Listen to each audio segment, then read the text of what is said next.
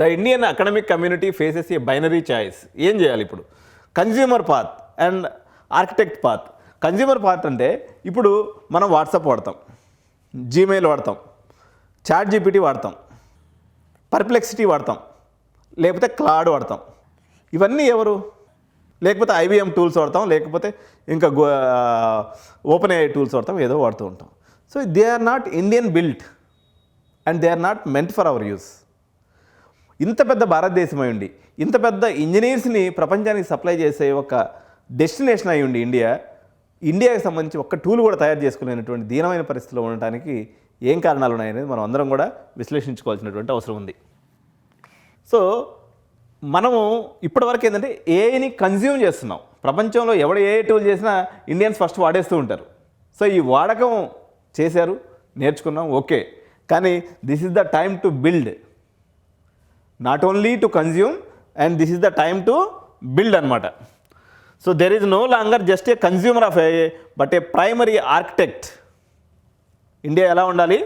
So only consumer లాగా కాదు, ఒక ప్రైమరీ ఆర్కిటెక్ట్ లాగా ఉండాలనేది మొత్తం ఒక take away from this Davos summit which is happening at Switzerland.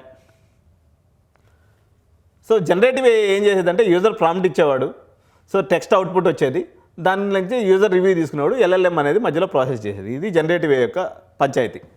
So ఇప్పుడు ఏమవుతుంది? The required skill set shift from prompting to orchestrating. So ఇప్పుడు వరకు నేను కూడా ప్రాంప్టింగ్ అని చెప్పేసి ఒక యాడ్ వచ్చిందనమాట యూట్యూబ్లో వీడియో చూస్తున్నప్పుడు. అబ్బా, ప్రాంప్ట్ ఇంజనీర్ అయిపోతే లక్షల్లో జీతాలు వస్తాయని నేను కూడా నమ్మిన. వాస్తవంగా నేను కూడా నేర్చుకున్నాను అసలు ఈ ఒక ప్రాంప్టింగ్ ఎలా ఇవ్వాలనేది నేర్చుకున్నాను అనమాట. సో ఇది నేర్చుకుని నాకు ఇప్పుడు 47 ఏళ్ళ వయసులో అది నేర్చుకున్నాను రబ్బా, ఇంకా నా జీవితానికి తిరగలేదు అనుకున్నారు. మళ్ళీ కొత్త ఏజెంట్కి నేను ఇప్పుడు మళ్ళీ ఇది నేర్చుకుని రావాలి. ఆర్కెస్ట్రేటింగ్ అంటే student must learn to manage agents that act on their behalf. అంటే ఒక ఏజెంట్ గురించి చెప్తాను, సింపుల్ ఐడియా. సో మనం ల్యాప్టాప్ పెట్టుకుంటాం, మనం అందరం బద్దకస్తున్నాం కాబట్టి ల్యాప్టాప్లో మన యొక్క డేటా అంతా అక్కడ ఎక్కడ పడిపోయి ఉంటుంది, డౌన్లోడ్స్ అన్నీ ఎక్కడ పడిపోయి ఉంటాయి, మన మెయిల్స్ అన్నీ అన్సెగ్రిగేటెడ్గా ఉంటాయి.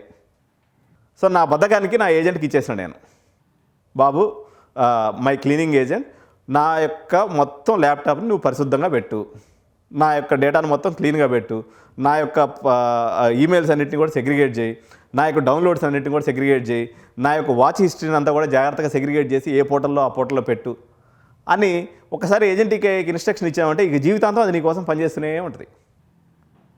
సో ఇంతకుముందు పిఏ చేసేవాడు ఈ పని, పిఏ ఉద్యోగాలన్నీ పోయాయి.